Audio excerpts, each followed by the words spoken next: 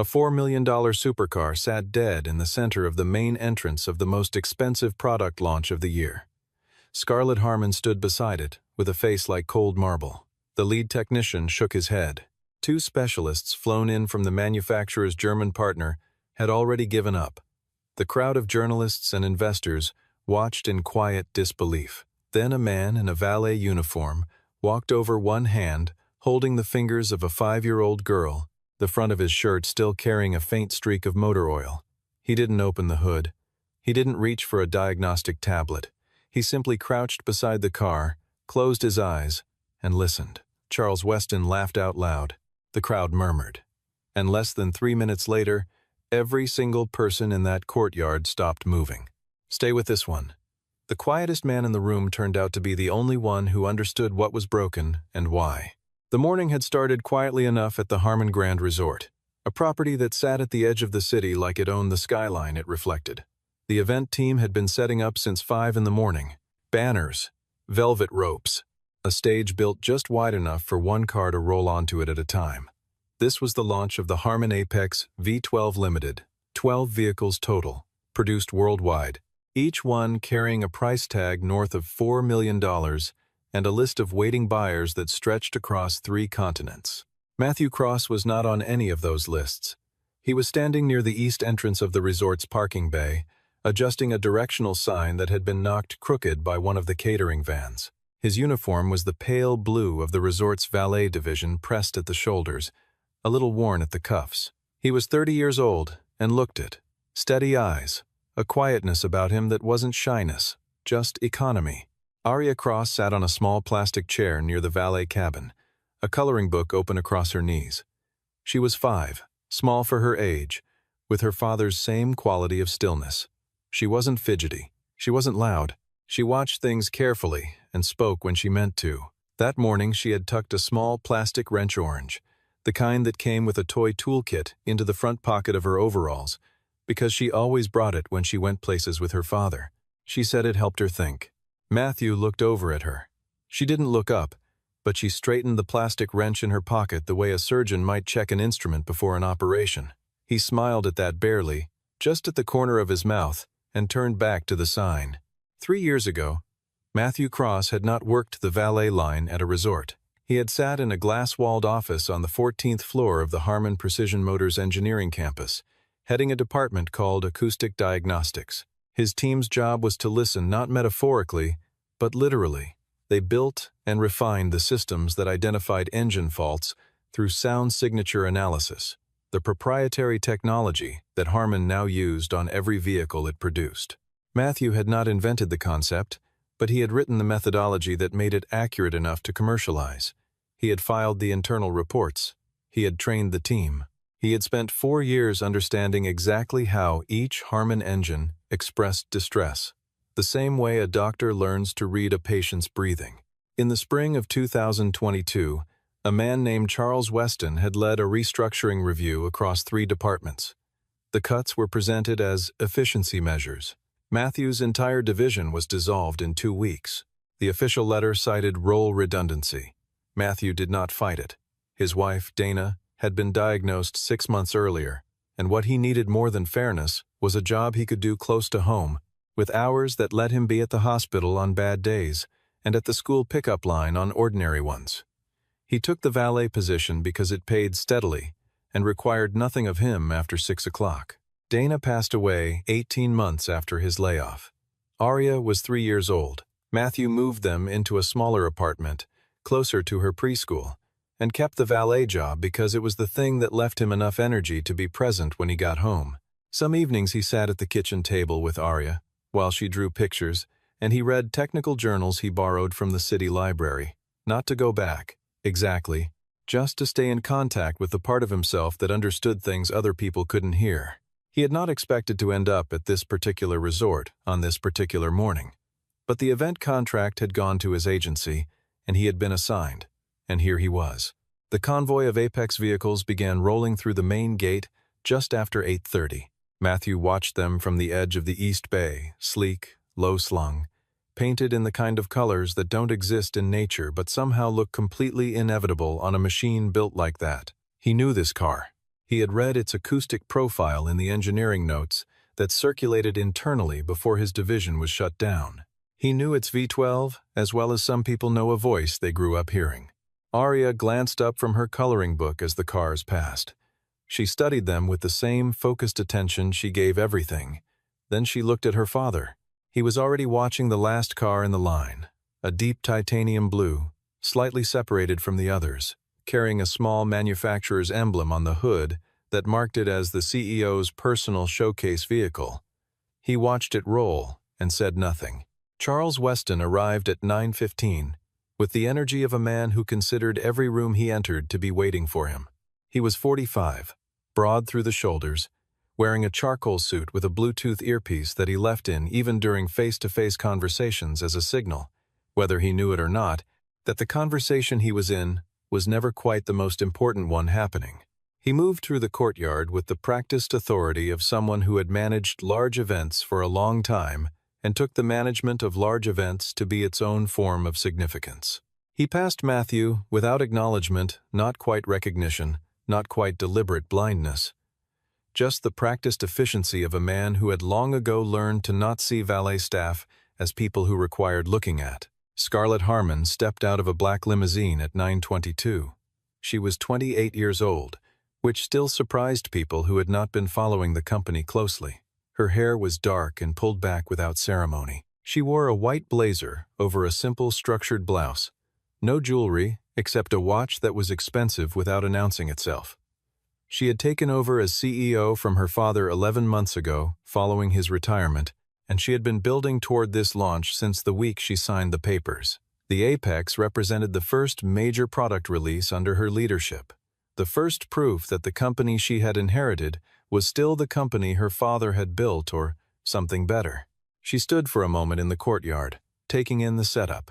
Her eyes moved from the stage to the press corral, to the line of vehicles arranged along the showcase lane, assessing everything with the quiet precision of someone who had spent years learning how to see problems before they announced themselves. She did not yet know that one was about to. The titanium blue Apex, her car, the flagship vehicle that was scheduled to lead the showcase drive through the resort grounds before the formal presentation was positioned at the front of the entry lane. The driver, a senior member of the event logistics team, was instructed to bring it forward to the entrance steps at 9:30. He turned the ignition at 9:28. The car did not start. He tried again. Nothing. The dashboard warning lights pulsed once and went dark. The engine turned over weakly, coughed, and fell silent. 3 attempts, each one quieter than the last. The lead technician from the event's official support crew jogged over within 60 seconds. He plugged in the OBD diagnostic reader, the standard device that communicates with a vehicle's onboard computer, to pull fault codes and watch the screen populate. What came back was a code that didn't exist in the current database. Not unrecognized, not rare. Simply absent, as if whatever had gone wrong had done so in a register the system had never been taught to read. The technician looked up. He shook his head once. Professionally, carefully, in the way that people who work around expensive things have learned to deliver bad news without drama. Charles appeared at his shoulder within seconds.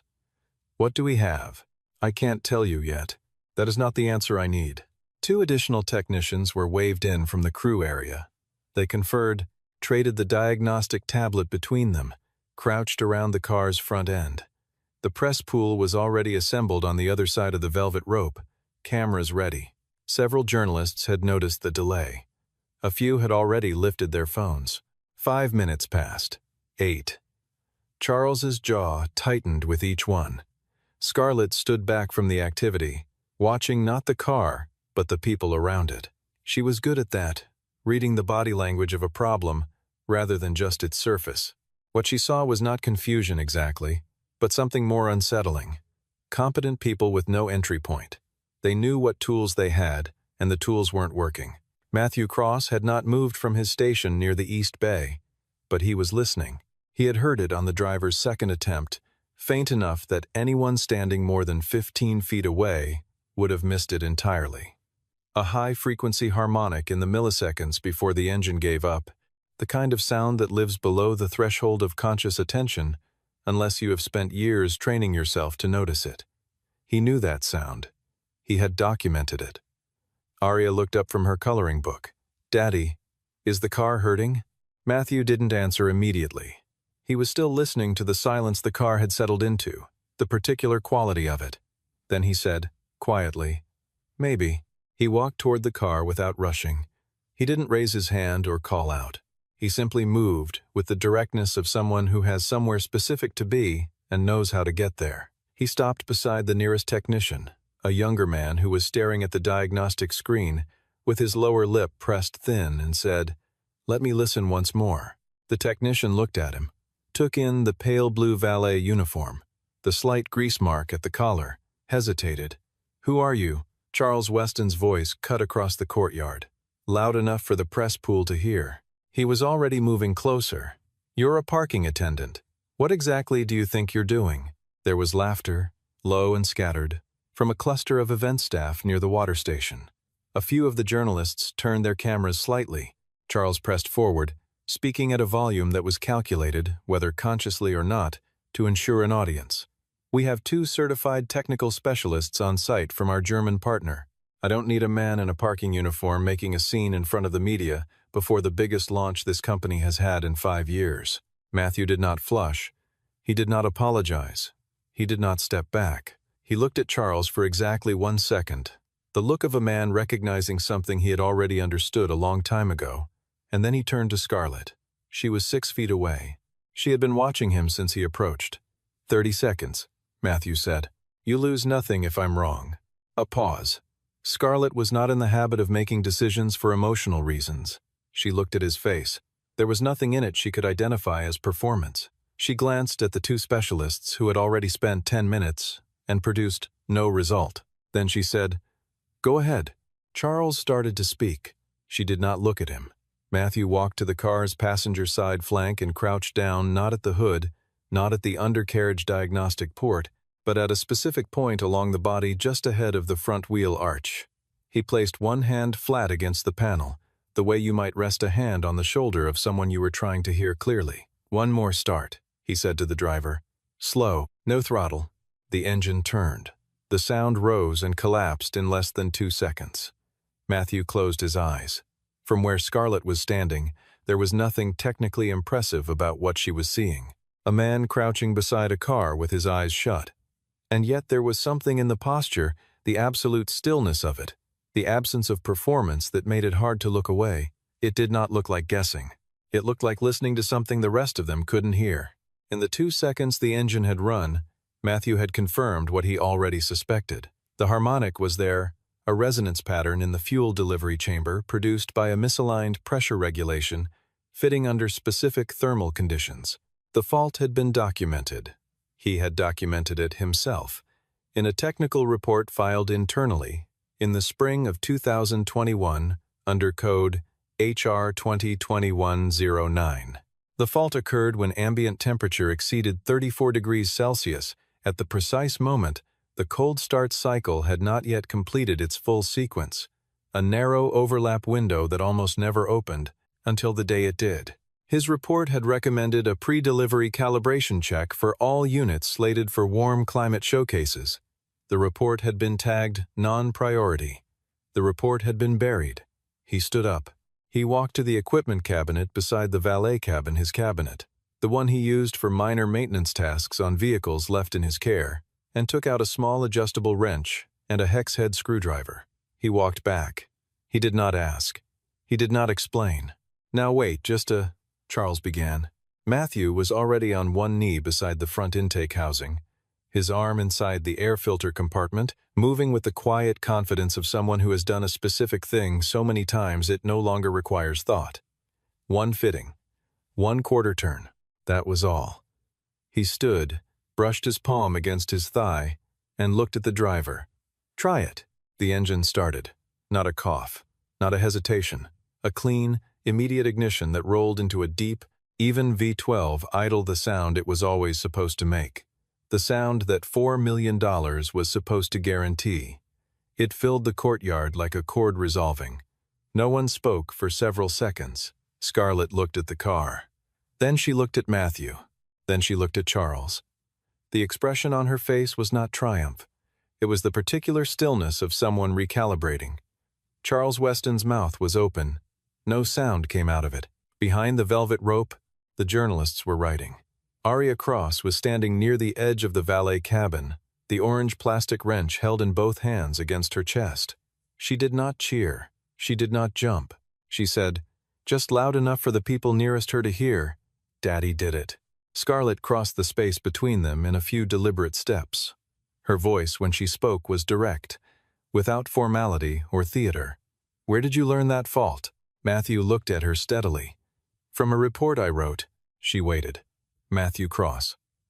"I was the lead engineer of the Acoustic Diagnostics Division at Harman Precision from 2018 to 2022. From behind Scarlett's right shoulder, a woman who had not yet spoken took a single step forward. Eleanor Briggs was 52 years old, short, composed, with gray at her temples and the particular quality of attention that comes from decades of watching rooms rather than performing in them.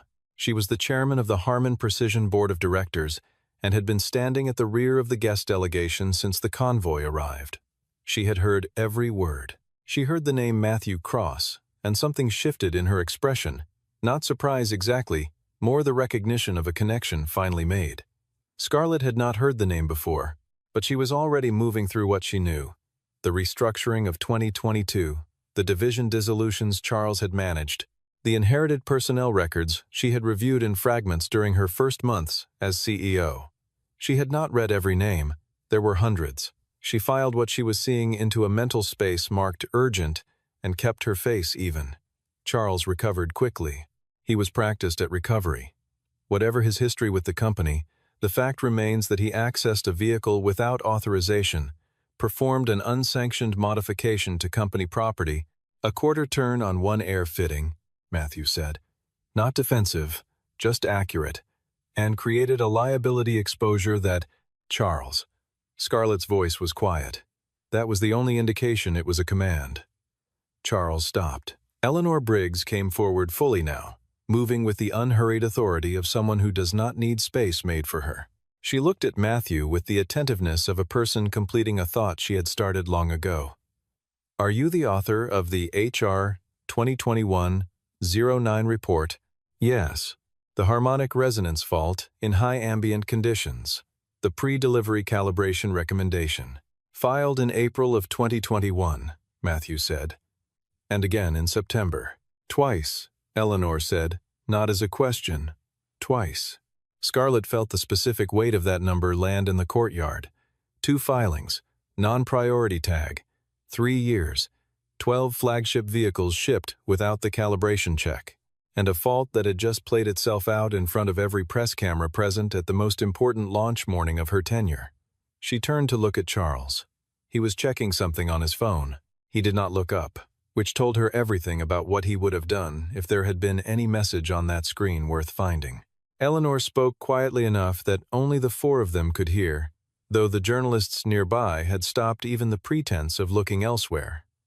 When we conducted the internal audit following the leadership transition, we identified 14 high-priority technical reports that had been reclassified to non-priority status between 2021 and 2022. I noted the anomaly, but did not trace the origin. I didn't have cause to, at the time. She looked at Scarlett. I have cause now. The silence that followed was of a very specific kind. Not empty, but densely occupied. The author on all 14 reports? Scarlett asked. Various, Eleanor said. But the reports linked to the Acoustic Diagnostics Group share one primary contributor. No one said Matthew's name. No one needed to. Charles lowered his phone. His recovery mechanism this time was procedural, which meant he had decided the optics were already lost, and the goal was now containment. I want a technical assessment of what was done to that vehicle documented before it goes anywhere near the showcase drive. Every contact point noted, witnessed, and signed off. He said it to the lead technician, not to Scarlett, which was itself a small error in judgment. Whatever the history here, we have a legal obligation to, Charles. Scarlett's voice had not risen. It was the same measured quiet as before, and somehow that was more definitive than volume. You will not be present for the remainder of today's event. We will speak Monday morning. It was not a firing. Everyone in the courtyard understood it was not nothing. Charles looked at Scarlett for one long moment. Then he looked at Matthew. Then he walked toward the building without another word. His footsteps, the only sound in an unusually attentive stretch of morning air. The lead technician, doing his job with admirable focus, had already examined the air fitting. He came back within 90 seconds. Standard manual adjustment to the pressure regulation mount in the air intake housing. No impact on electronic systems, no broken seals, no structural intervention, within the range of conventional hand maintenance. "Thank you," Scarlett said. A journalist from the technical press pool stepped forward, credentials, lanyard, small recorder extended. "Mr. Cross, would you like to?" "I'm working," Matthew said pleasantly. He turned toward the row of vehicles still queued in the bay and picked up his clipboard. Arya had appeared at the edge of the activity at some point in the last few minutes. She stood quietly beside a concrete planter, watching. She reached into her pocket and set the orange plastic wrench on top of the planter with the deliberate care of someone filing an important document. Then she folded her hands and waited for her father. Scarlett noticed the wrench. She noticed the child. She looked away before anyone could see what the sight of the two of them together, the small tool, the small girl, the quiet, ordinary certainty of both, had done to her composure for approximately 4 seconds. Eleanor Briggs appeared at Matthew's elbow, unhurried, as the activity around the launch car began to normalize. She spoke without preamble. "I'd like you to keep this." She held out a business card, plain white, name, and direct line only. Not a formality. Matthew looked at the card. He did not ask what she meant. He took it and put it in his shirt pocket and went back to directing the incoming vehicles. The showcase drive launched at 10:45 minutes behind schedule, which was noted in exactly 3 of the press reports filed that afternoon, all of them in subordinate clauses. The rest of the coverage had more interesting things to write about. The resort emptied by 4:30. The catering crew broke down the outdoor stations. The media vans pulled out one by one. The Apex vehicles were loaded onto transport trucks with the careful slowness that $4 million machinery commands, and the courtyard that had been the center of everything became an ordinary parking lot again. Matthew straightened the last of the directional signs, the same one he had adjusted that morning, which had been knocked crooked again by a departing equipment van, and walked back toward the valet cabin. Arya was asleep in the plastic chair, cheek resting against the strap of her small backpack, coloring book still open across her lap. One hand, even in sleep, was resting on the front pocket where the wrench lived. He sat down on the ground beside her, back against the cabin wall, knees up. He watched the transport crews work. One of the trucks was carrying the Apex, her car, Scarlett's car, the one that was running now, smoothly, because of a quarter turn he had made in under 30 seconds, based on a report he had written in a building where he no longer had a badge. He did not feel vindicated, exactly. That was not quite the word for it. It was more like something that had been held at an angle for a long time had been briefly, clearly set down flat, so you could see its actual shape. He thought about Dana, not the final months he was getting better at not leading with those. He thought about earlier, when Arya was a year old, and Dana used to sit with him in the kitchen late at night while he worked through engineering journals, not reading along but just being there, her coffee going cold while she listened to him think out loud about things she mostly didn't follow, but found interesting, in the way you find interesting anything that someone you love cares about. He thought about how Dana used to say that the most honest thing a person could do was know what they were good at and not apologize for it. He had not been apologizing. He just hadn't been using it. He heard footsteps and looked up. Scarlett Harmon had changed out of the white blazer. She was wearing a simple gray shirt now, sleeves pushed to the elbows, which made her look younger and, somehow, more like the person running the company rather than the image of it. She was carrying 2 cans of cold water from a cooler that had been left near the media station. She set one on the ground beside Matthew, without asking if he wanted it. Then she sat down on the plastic chair 2 feet from Arya, facing the now empty courtyard. They didn't speak for a moment. The transport trucks were still working. A security light came on at the far edge of the lot. "I'm going to read all 14 reports," Scarlett said. From the beginning. Matthew looked out at the courtyard. There's no rush. A pause. She glanced at Arya's sleeping face. Does she come with you often? School's closed for repairs. Just this week. She's very calm for 5. She gets that honestly, Matthew said. And then, before he could decide whether it was the right thing to say, her mother was the same way.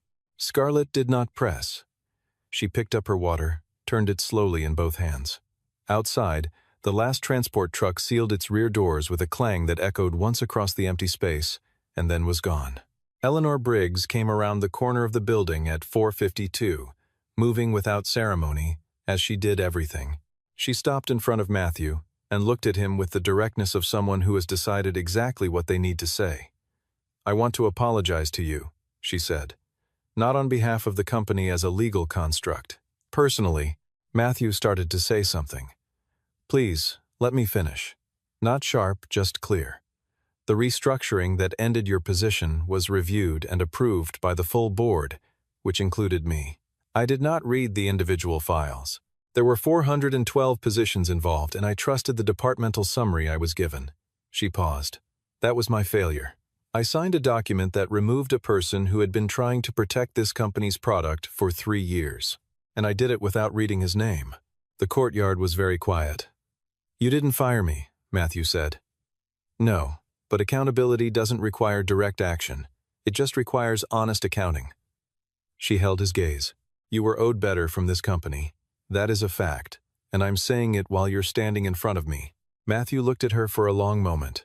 There was nothing retaliatory in his expression, and nothing falsely forgiving either. He simply nodded once, the way a person acknowledges a truth that they already knew, but that means something different when someone else finally says it out loud. Arya stirred in the chair. She pressed her palms against her eyes, blinked twice, and looked at the gathered adults with the evaluating attention of a child who has learned that when grown-ups are serious, it usually means something interesting happened. She looked at Scarlett, then at Eleanor, then at her father. Daddy, she said, voice still soft with sleep. Are we going home? In a little while, sweetheart. She looked at Scarlett with the uncomplicated directness of someone who has not yet learned to filter curiosity through politeness. Do you like cars? Scarlett answered without hesitation. Very much. Arya considered this. Then, Daddy can fix all of them. He listens to them like they're talking. She said it, matter-of-factly, reporting useful information. The broken ones talk the most. No one responded to that for a moment.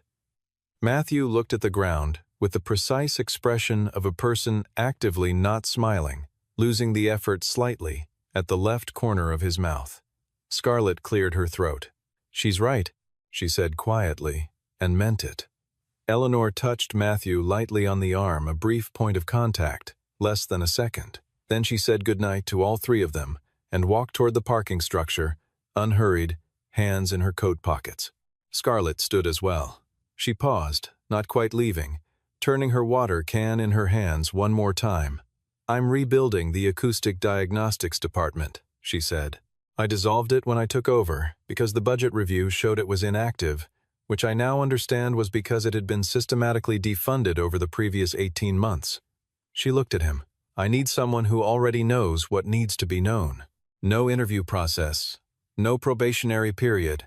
The role would report directly to product engineering and to me. Matthew said nothing for a moment. He looked at Arya, who had retrieved the orange plastic wrench and was examining it with the earnest focus of someone conducting a quality inspection. Let me think about it, he said. Scarlett nodded. That was enough. She recognized the difference between a refusal and a door left slightly open, and she was not in the habit of misreading doors. She said goodnight to Arya, who told her the wrench was not broken, and that was good. Scarlett said she was glad to hear it. Matthew buckled Arya into the back seat of his 8-year-old hatchback, dark green, a small dent in the rear quarter panel, immaculate engine, and closed the door softly. He stood outside for a moment in the cooling evening air. The resort's lights were still on behind him. The last transport truck was pulling out of the far gate. He got in, adjusted the mirror, checked the temperature gauge out of habit. Daddy, Arya said from the back seat. Yeah, was today a good day? He thought about it genuinely, not the reflexive answer, but the real one. the kind of thinking she always seemed to require without asking for it. "Today was real," he said. Arya turned this over for a second. "What's real mean?" "Means what happened actually happened. Means the thing I know how to do, I did it. In front of people who needed to see it." She nodded slowly. This seemed to satisfy her in the way things satisfied her, not because she fully understood it, but because it sounded like her father meant it, and that was usually enough to navigate by. He pulled out of the lot. Through the rearview mirror, the resort entrance shrank into the dark. Somewhere inside it, a $4 million engine was sitting still and quiet and perfectly tuned, doing what it was supposed to do. He reached into his shirt pocket at a red light. Eleanor Briggs's card. He looked at it for a moment, the clean, simple lines of it, name and number, nothing else, and placed it in the center console. Not the glove box, not the back of a drawer.